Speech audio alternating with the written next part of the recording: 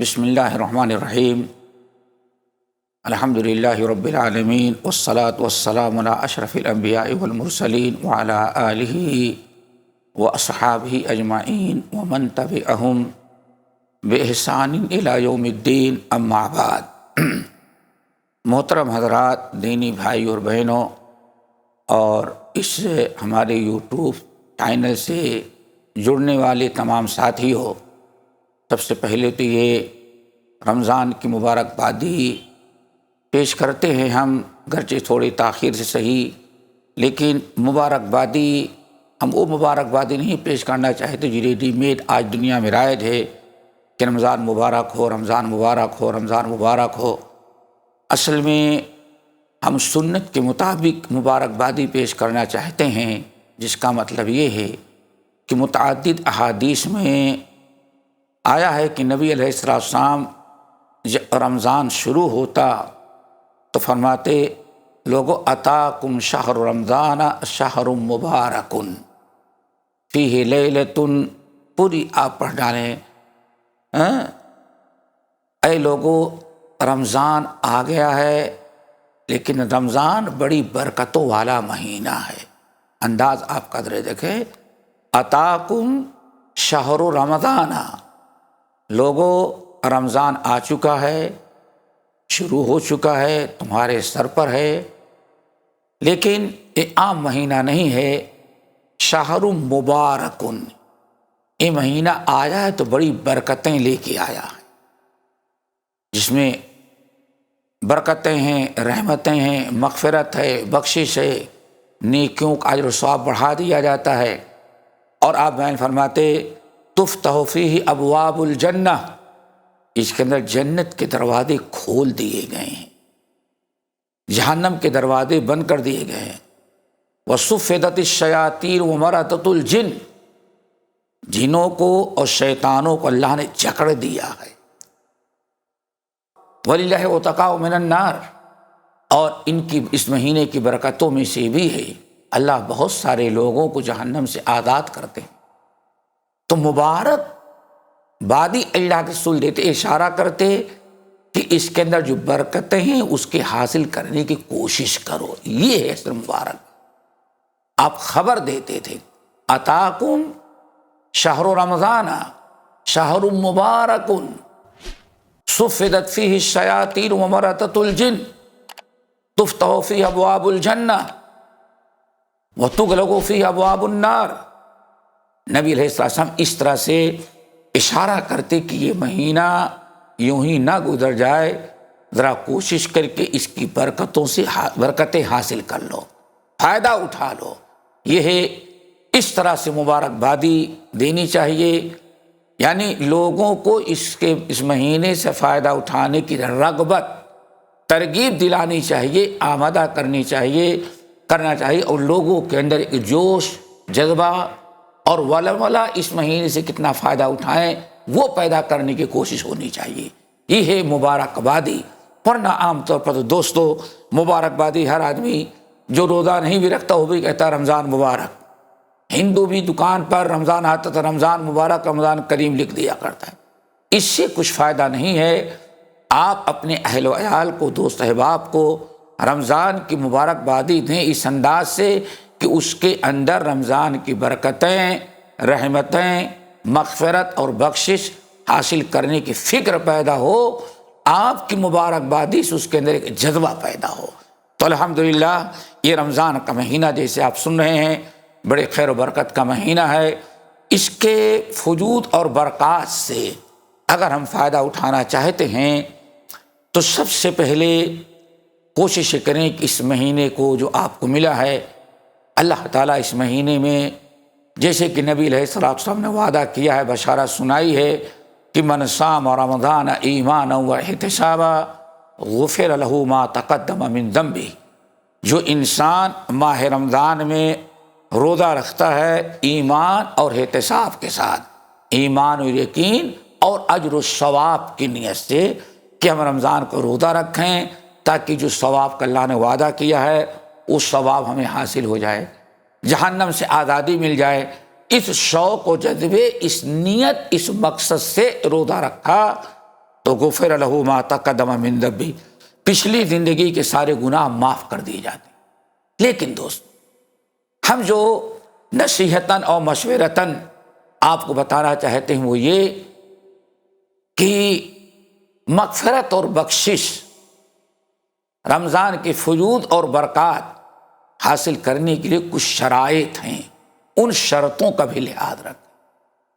ہم روزہ رکھیں گے، نیت اچھی ہے، لیکن شرائط پورا نہیں کریں گے تو پھر یہ فیوض و برکات حاصل نہیں ہوں گے۔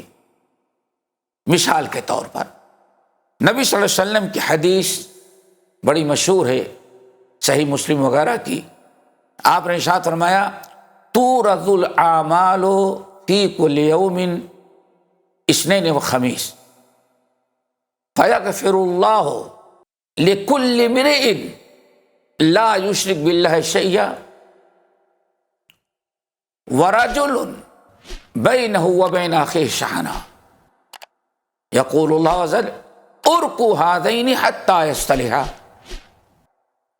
دوستو، اللہ کے رسول ارشاد فرماتے ہیں بندوں کے اعمال اللہ تعالیٰ کے حضور، اللہ تعالیٰ کے دربار میں ہر پیر اور جمعرات کو پیش کیے جاتے ہیں۔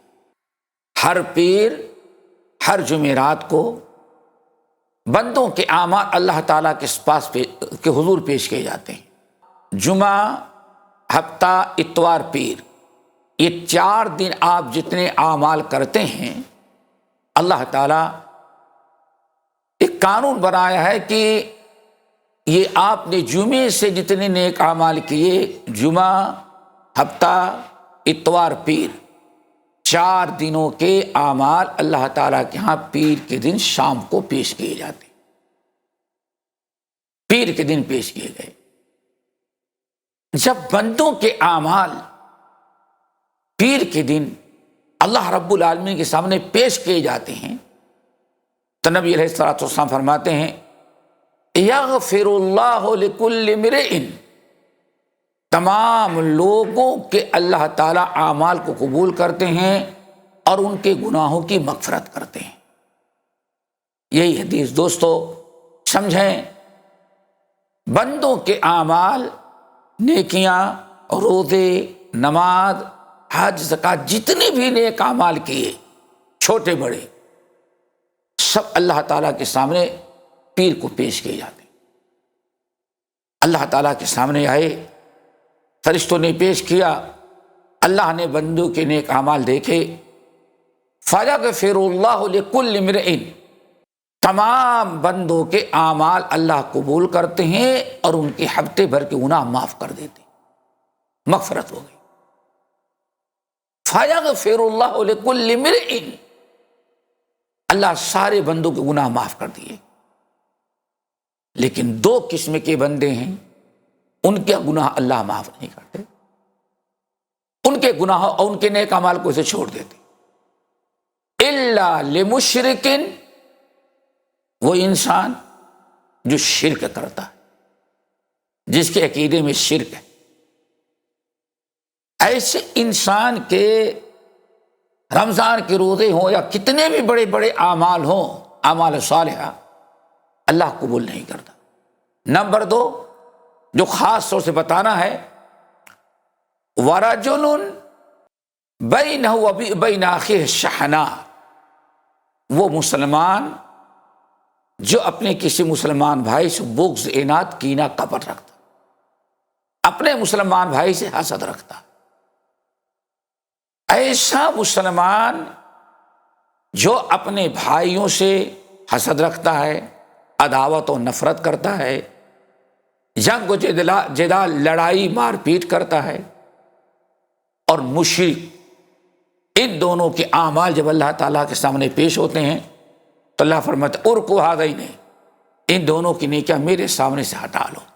اللہ اکبر، ارقوا ہذین، فرشتوں ان دونوں کے نیک اعمال ہمارے سامنے سے ہٹا لو، ارقوا ہذین، ہٹاؤ ان کی کوئی نیکی اور ان کی مغفرت اس وقت نہیں کریں گے حتی یصطلحا، جب تک شرک نہ چھوڑ دیں، یا لڑنے والا اپنے بھائیوں سے مصالحت نہ کر لے۔ دوسری حدیث اللہ سبحانہ فرماتا ہے تفتح ابواب الجنہ، جنت کے دروازے ہفتے میں 2 دن کھولے جاتے ہیں۔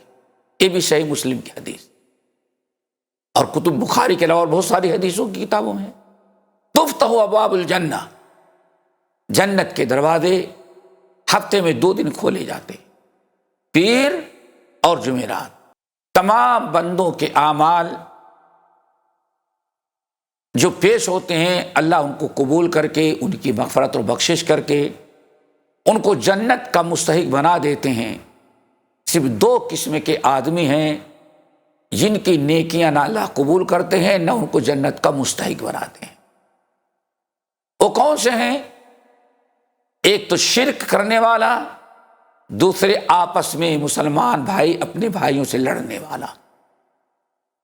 اللہ تعالیٰ فرماتے اعرضوا عنہما، فرشتوں ان دونوں کے اعمال ہمارے سامنے سے ہٹا لو۔ اللہ اکبر، ہم تو بڑے متمناؤں کے ساتھ عبادت میں لگے ہیں، رمضان کا روزہ رکھ رہے ہیں، لیکن یہ نہیں دیکھتے بھائی سے ناراض ہیں، بہن سے ناراض ہیں، چچا سے بات چیت بند ہے، مسلمان بھائیوں سے نفرت کر رہا ہے۔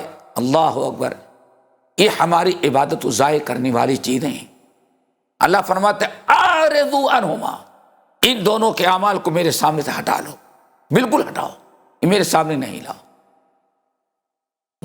اللہ تعالیٰ یہ تیرے مومن بندوں کے اعمال ہیں، اخلاص کے ساتھ سنت کے مطابق تیری رضا تقرب کے لیے کیا ہے۔ اللہ فرماتے سب ہمیں معلوم ہے، ان کے اندر اخلاص ہے، اللہ تعالیٰ کا ڈر ہے، میرے خوف سے میرے تقرب میری رضا کے لیے کیا ہے، لیکن عیب کیا ہے؟ یہ اپنے بھائیوں سے نفرت کرتا ہے، بغض عناد رکھتا ہے، یہ شرک کرتا ہے۔ تو ان دونوں کے اعمال ہٹاؤ حتی یصطلحا، جب یہ دونوں آپس سے مصالحت کر لیں گے اور اپنی اصلاح کر لیں گے تب ان کے اعمال ہمارے سامنے پیش کرنا۔ دوستو، آج ہم لوگ شعبان کی 15ویں تاریخ کہ بڑی فضیلت بیان کرتے، یہ ہو گیا یہ ہو گیا، یہ صرف فضیلت بیان کرتے ہیں، حالانکہ حدیثیں ضعیف بھی ہیں اور بعض اہل علم نے حسن قرار دیا ہے۔ کبھی ان فضائلوں پر ہم نے فضائل پر غور کیا؟ اللہ تعالیٰ ارشاد فرماتا ہے یطلع، حضرت معاذ بن جبل اور دیگر صحابہ کرام سے یطلع اللہ، ان اللہ یطلع علی اہل الارض، اللہ تعالیٰ زمین والوں پر اپنی نگاہ ڈالتا ہے، رات کو نگاہ ڈالنے کے بعد سب کی مغفرت کر دیتا ہے، سب کی مغفرت کر دیتا ہے، سب کی نیکیاں قبول کرتا ہے، لیکن الا رجل بینہ و بین اخیہ شحناء، اللہ رسول نے ارشاد فرمایا 2 ایسے آدمی کلمہ گو مسلمان جو آپس میں حسد اور عداوت بغض عناد رکھتے ہیں، یہ ایسے لوگ ہیں کہ اس مقدس رات کو بھی اللہ ان کی مغفرت نہیں کرتا۔ تو دوستو، کہنے کا مقصد یہ ہے کہ رمضان کے فضائل تو بہت سنے ہوئے ہیں، لیکن ذرا اس اعتبار سے ہم آپ کو بتانا چاہتے ہیں یہ فضیلتیں حاصل کب ہوں گی، ان فضیلتوں کے ہم مستحق کب بنیں گے؟ شرط ہے انسان کا عقیدہ درست ہو، جب تک کہ دوسری شرط کیا ہے؟ ہمارے دلوں میں صفائی نہ ہو جائے، ہمارے دل صاف ہوں، اپنے مسلمان بھائیوں بہنوں عزیز و اقارب رشتہ دار دوست احباب دینداروں کے متعلق ہمارا دل صاف ہو۔ جب تک دل نہیں صاف ہوگا تب تک ہماری کوئی نیکی ہماری مغفرت نہیں کرا سکتی، نہ ہمیں جنت کا مستحق بنا سکتی ہے۔ اللہ کے نبی ابراہیم خلیل اللہ علیہ السلام نے اسی چیز کی طرف اشارہ کیا تھا، یوم لا ینفع مال ولا بنون الا من اتى اللہ بقلب سلیم، قیامت کے دن کسی کا مال کسی کی اولاد اسے فائدہ نہیں پہنچا سکتی، نجات اور کامیابی صرف اس کو ہوگی الا من اتى اللہ بقلب سلیم، جو صاف ستھرا دل لے کر کے آیا۔ تو اپنے تمام ساتھیوں سے جو برابر ہمارے اس یوٹیوب چینل سے جڑے رہتے ہیں، اللہ تعالیٰ ان کو جزائے خیر دے، لیکن نصیحتاً یہ بھی ہم کہیں گے کہ رمضان کی فیوض و برکات سے فائدہ اٹھانا ہے تو پہلے اپنے دلوں کی صفائی کریں۔ حسد، کینہ، کپٹ، بغض، عناد سے ہمارا دل صاف ہوگا تو رمضان کے فیوض و برکات حاصل ہوں گے۔ اگر دل صاف نہ رہا تو فیوض و برکات سے ہم محروم رہیں گے، اور یہ بدبختی بہت ہی نقصان دہ ہوگی کہ اتنے مہینے ماہ رمضان پا لینے کے بعد بھی ہماری مغفرت نہ ہو، ہماری کوتاہیوں کی بنا پر۔ اسی لیے ایسے لوگوں کے لیے بد دعا دی گئی۔ اللہ تعالی ہم سب کو ایسے روزے رکھنے کی توفیق نصیب فرمائے جو ہمارے لیے مغفرت، بخشش اور خیر و برکت کے سبب بنے، اور کثرت سے دعا کیا کریں۔ اللہم اعنی علی ذکرک و شکرک و حسن عبادتک۔ اقول قولی ھذا واستغفر اللہ من کل ذنب واتوب الیہ۔